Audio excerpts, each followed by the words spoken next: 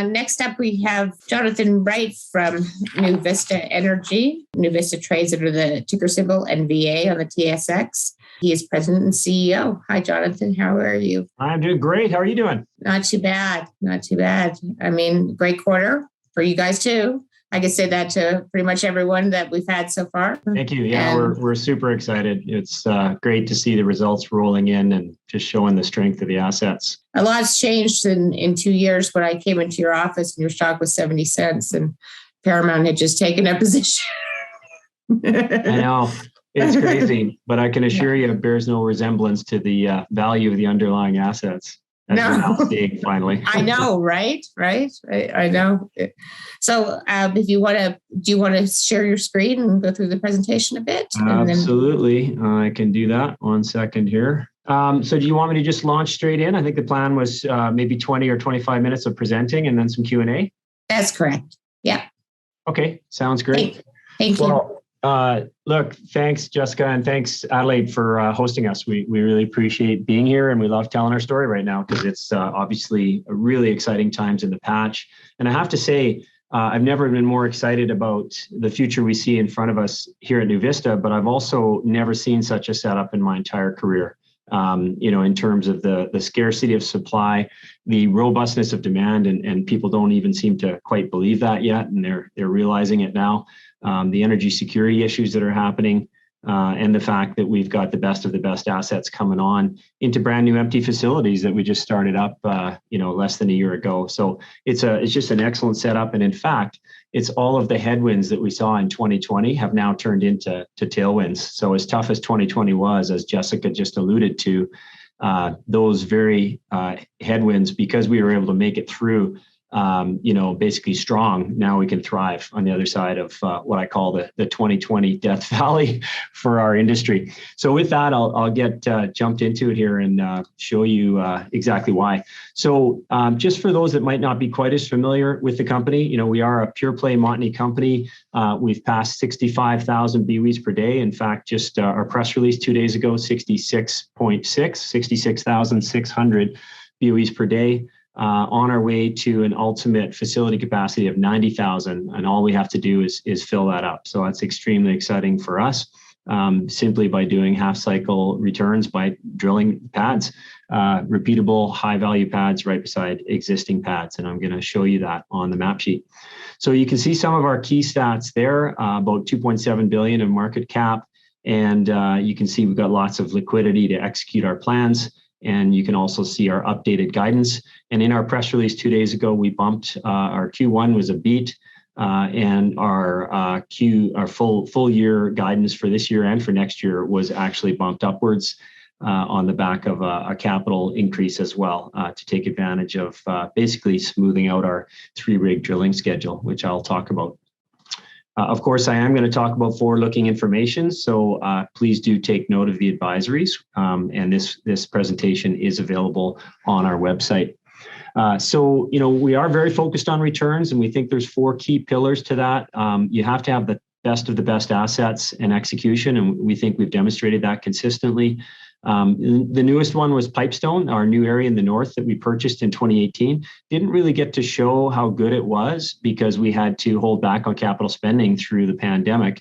But then, of course, once we got back to it, the market was a bit skeptical that this property would be as good as we said it was.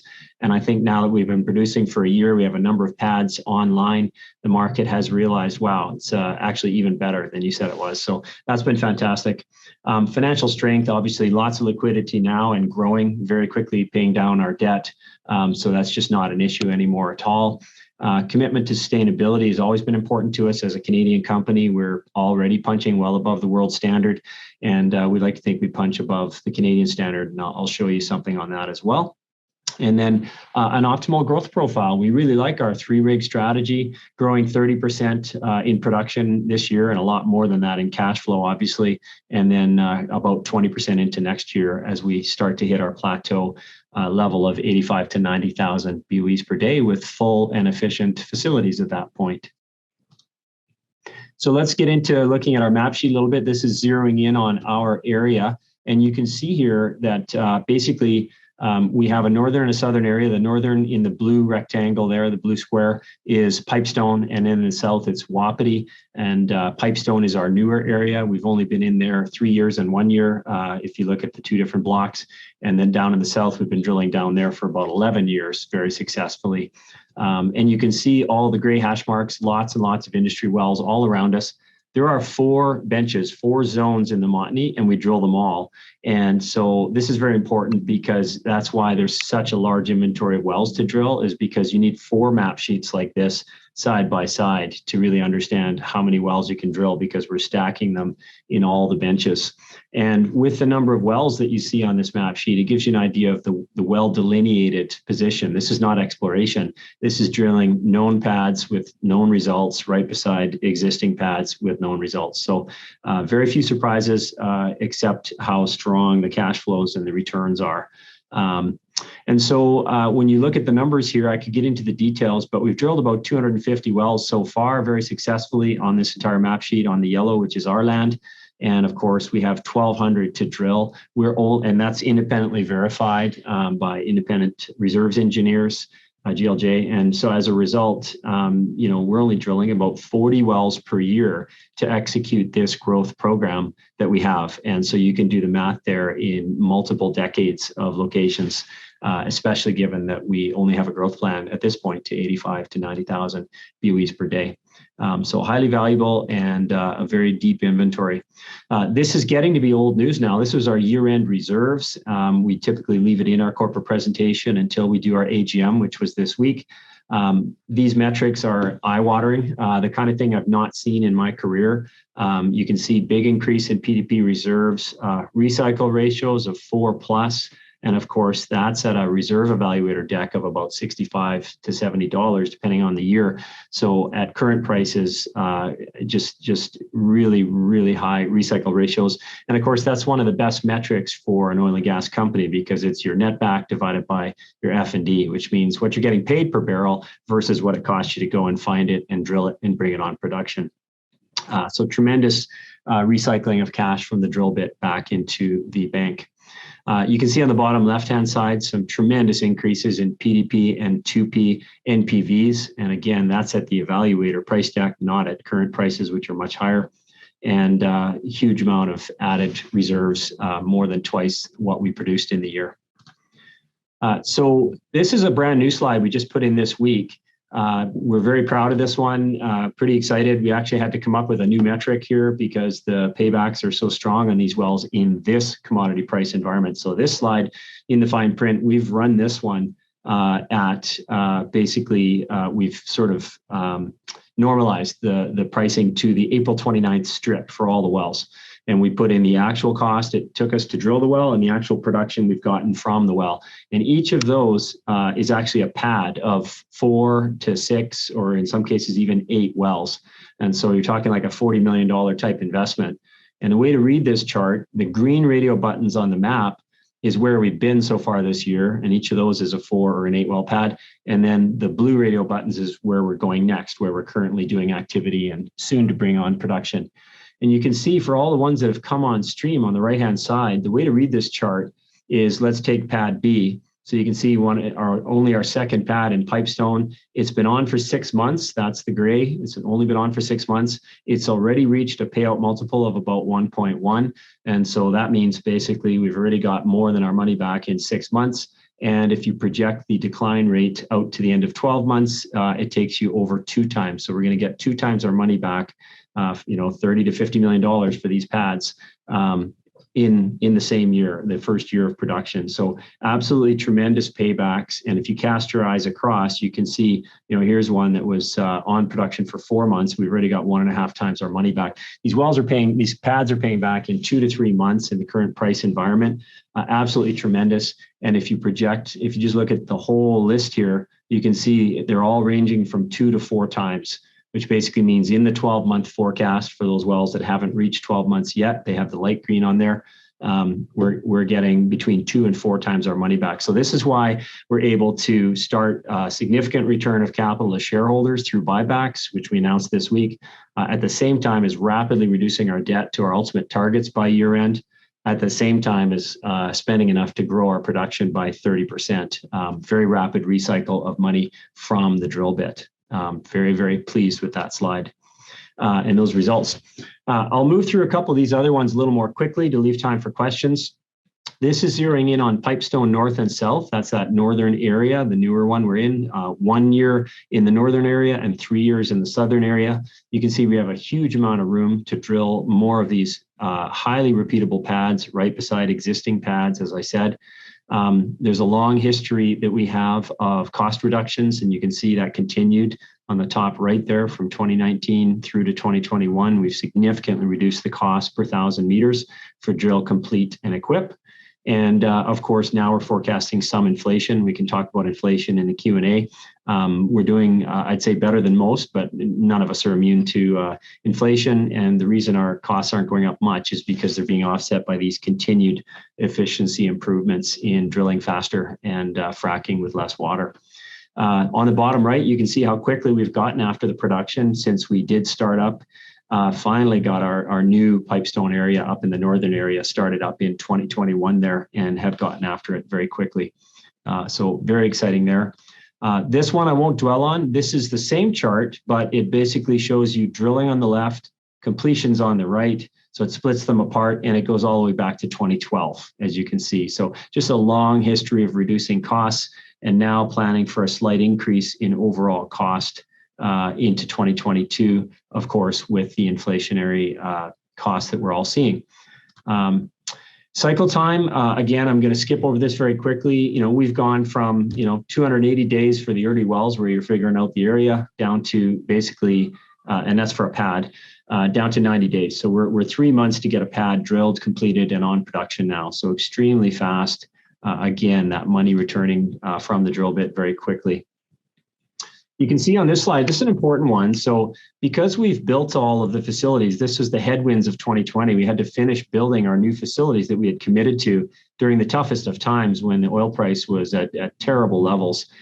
So we limited capital spending on drilling, but we did have to finish the facilities. We did that. And now we're in the enviable position of being one of the only companies that can almost double our production from 50 to 90,000 BOEs per day. 50 is what we were last year. Into existing empty brand new facilities because we had finished building them and then held off starting them up. So it's a very favorable position now because very few have that kind of facility capacity available, and it makes us more efficient as we go. So on the left-hand side, you can see 85% of our money is going to the drill bit, drill, complete, equip, and tie. That's a very, very high return scenario because there's not much capital burden over top of what you're spending on drilling. On the right-hand side, this shows the efficiency gain. And you can see we're gaining from over $20 per BOE cash costs. That's all in costs for operating costs, G&A, interest per BOE, and transportation. And it's falling all the way to the 15 range and less. So $5 to $6 improvement per BOE, which means if you have flat prices, you have a $5 to $6 per BOE margin improvement, which we think is a big differentiator versus a lot of our peers. So very exciting. The other thing I should mention for those of you that are watching greenhouse gas emissions closely, we have a great track record, which I'll talk about if we have time, but we have a significant improvement in our emissions efficiency per BOE, greenhouse gas emissions efficiency as we fill up these facilities to full because they're running at the most efficient point. We drive down our emissions per BOE in a significant and fairly similar manner to what you see on this chart here for cost. In terms of the type curves, again, a lot of details here. This is more if you want to run models and check that we're actually delivering what we say we are. There's a lot of analysts that do this. They run their own model. They take these numbers. They take our actuals that are published in terms of cost and then the AccuMap results for the wells. And they verify. And I can tell you, we always come up smelling roses on that one. It's very important to us to deliver what we promise. And these are why we're getting these tremendous economics. So these are all the sort of inputs that give you, in a $65 mid-cycle world, $65 world gives you in the range of 6 to 12 months payout on those pads, obviously faster in this environment. This is just a chart that shows our growth path. So we did build those facilities I talked about, and combined with downstream contracts and midstream contracts, we have a cradle to grave approach here where we know all the molecules can get to ultimate market, which includes the gas going all over North America. Of course, the condensate that we produce goes to be used as a diluent for the oil sands. So we're making it in Alberta, we're using it in Alberta, and that's why we get a premium for that price. And I should just quickly say, every well we drill, on average, 2/3 of the production is good, clean Canadian natural gas, and 1/3 is condensate, which is a very light form of oil that is used as a diluent for the oil sands. So it's the only domestic market we have. We're finally at the correct end of the pipe for something in Alberta. We don't have to ship our condensate elsewhere and pay the export pipeline tariffs to get there, like we do our oil and our natural gas to the U.S. Gulf Coast, as an example. It's the other way around. It has to be imported. We're not making enough of it in Alberta. We get the premium price, and others have to pay the import to get it to us. So very favorable and part of the reason our economics are so strong. You can see this growth plan going all the way up to the 90,000 BOEs per day. And this pencil thin blue line is our minimum volume commitments, which obviously we're cushioned well above those numbers now, which is the plan. Basically, the growth plans I'm going to show you follow the top of the shaded blue area, obviously by design. And so this is what that looks like if you lay it out on about a 4-year plan. And you can see here from 21 through to 25, the growth. So the capital I talked about is right here. So this year's updated guidance is about $355 to $375 million of capital spend. Obviously a very small number compared to cash flow. It's less than half of cash flow, and expecting a similar spend next year. And then of course, as we plateau at 85 to 90,000 BOEs per day, you see the green dots here. That's the well count falling as we need to drill less wells to keep things flat at 85 to 90,000. So that's our current plan. But of course, with very high demand in the world now and the realization of the need for energy supply and the fact that we're having tremendous economics and we have a lot of available free cash flow, of course, we are also looking at plans to take it beyond 90,000, not ramping down from 3 rigs, keeping a disciplined approach of not ramping up rigs, but just keep it at 3 rigs and keep going past 90,000 BOEs per day in 2024 there. So obviously some early plans we're looking at, and the benefit there is we can continue to growth, continue to supply what the world needs at excellent price, at the same time as significant return of cash to shareholders through buybacks or other means, which I'll talk about here. So just another couple slides and then we can go to Q&A, Jessica. So on this one, I just want to show, so with that CapEx and production profile I just showed you, this is what happens to debt and to cash. So you can see on the free cash flow side, we've stacked it up from $65 oil with $3 gas up to 85 and 4. That's NYMEX gas, by the way. And then current strip, which is even higher than that. And you can see we've got, $400 to $500 million of free cash flow, net of capital, net of the increased capital. These are eye-watering numbers we could never have imagined back in November when we did our original plan. And we really haven't increased capital much since then. So it's very, very exciting. And, if you kind of look over on the right-hand side, that's why our debt is going down so quickly. We all, as oil and gas companies, ended up with more debt than we wanted in 2020, even though we cut back spending significantly. And so we're now paying that down. We want to get down to half of pre-pandemic levels.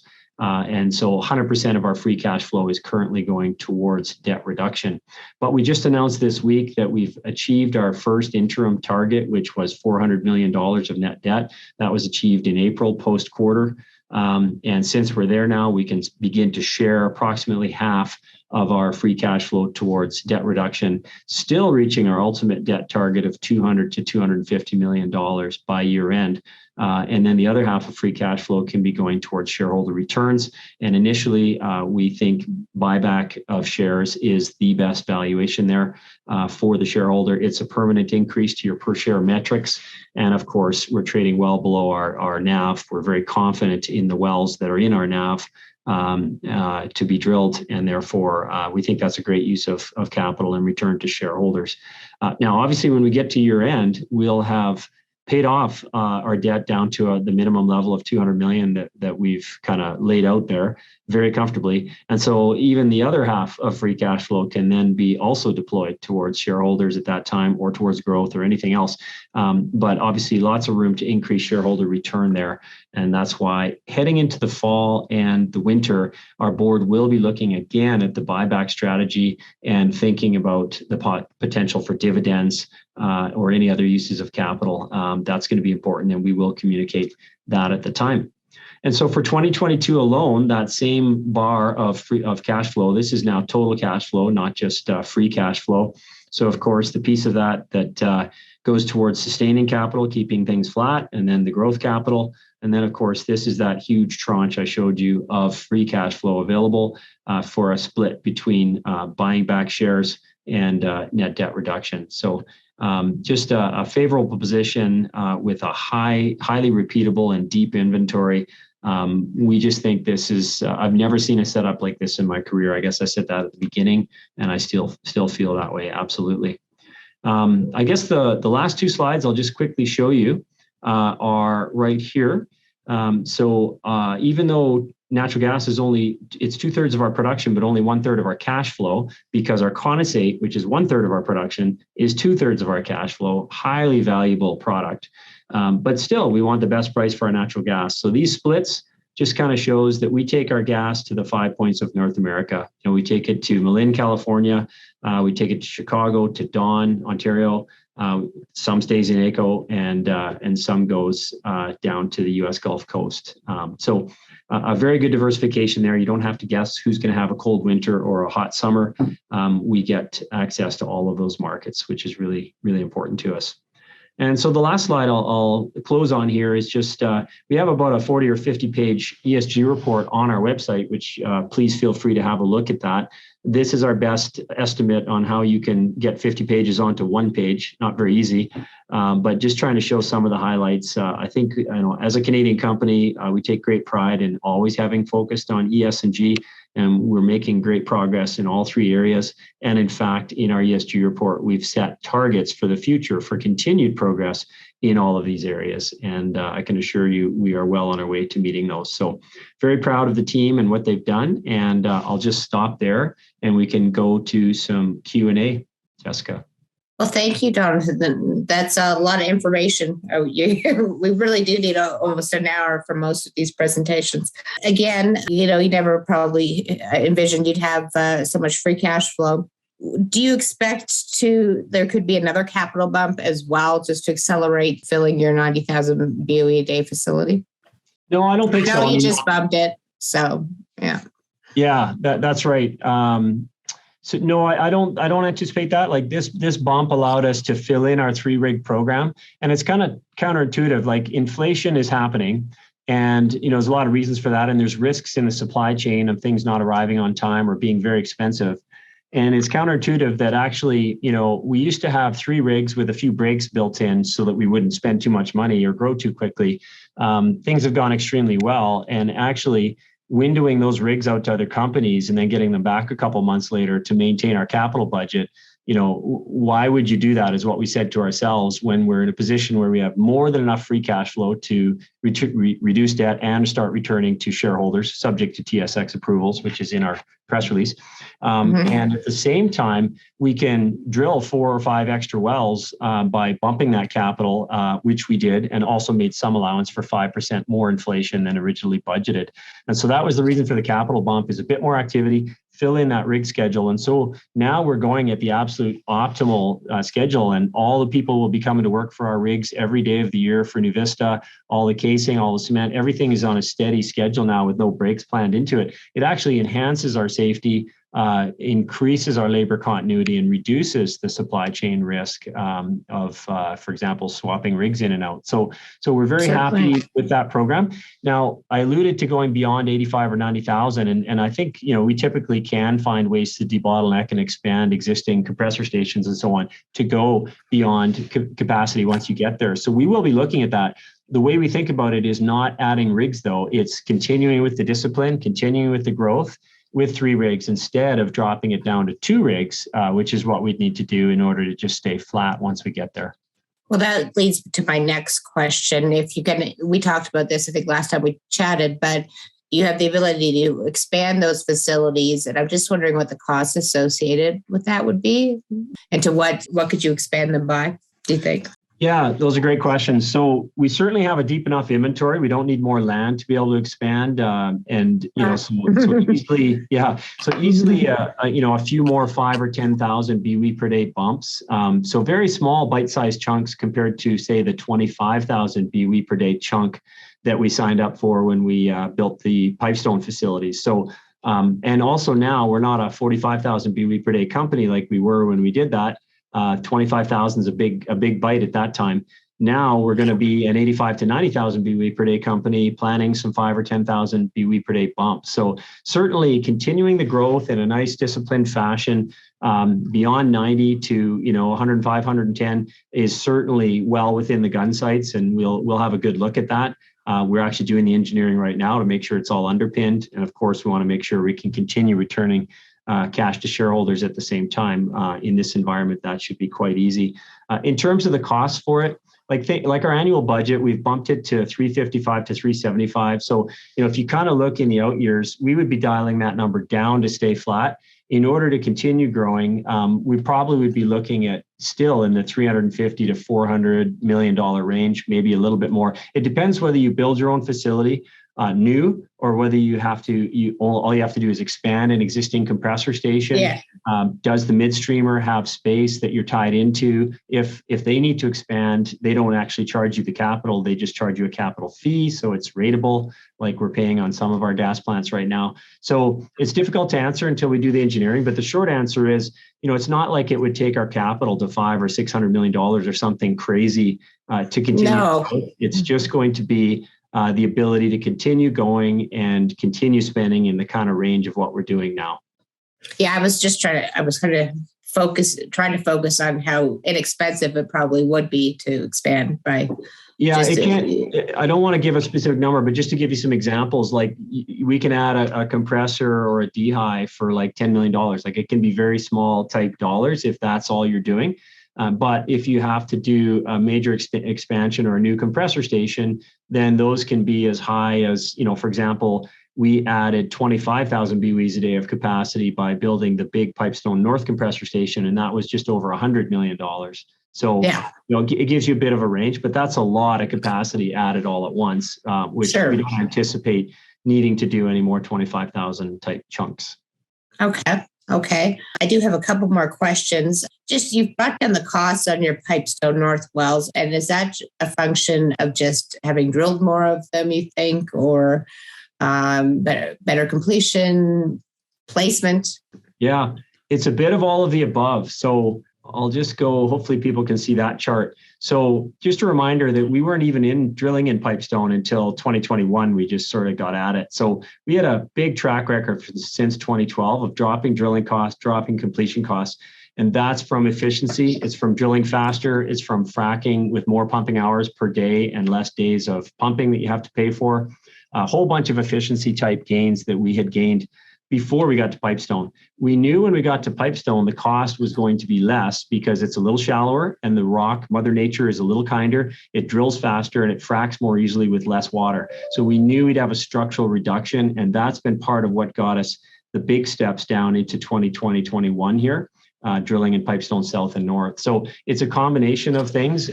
Yes, the well placement, we've also adjusted. We've adjusted the way we do our cluster perfs. So it's really continued efficiency gains that have given us all of this, and then now being offset by some inflation. And I mentioned inflation, I should quickly say, we originally budgeted for 10% inflation in the year in a $75 world in November.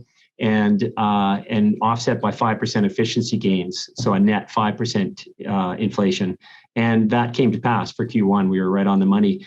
We've added another 5% for the remainder of the year in this capital bump that we've already announced. So we feel like we're pretty comfortable with that in terms of finishing out the year.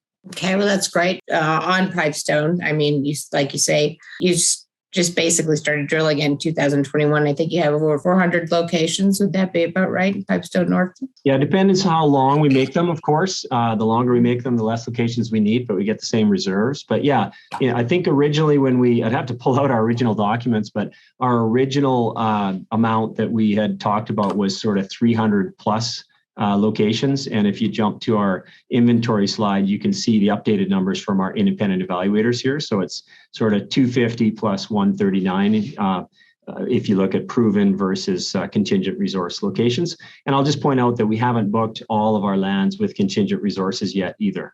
Oh, no, for sure.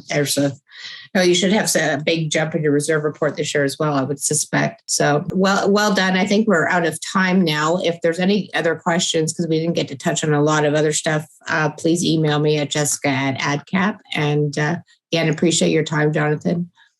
Well, that's great. Yeah, time is always the enemy. Jessica, thanks for having me. Well, when you have so much good stuff to talk about. It's so exciting. It really is. Right. Anyway, thanks very much to you and to Adelaide for having us. No, we really appreciate it. Thank you. All the best. Take care. Okay, you too.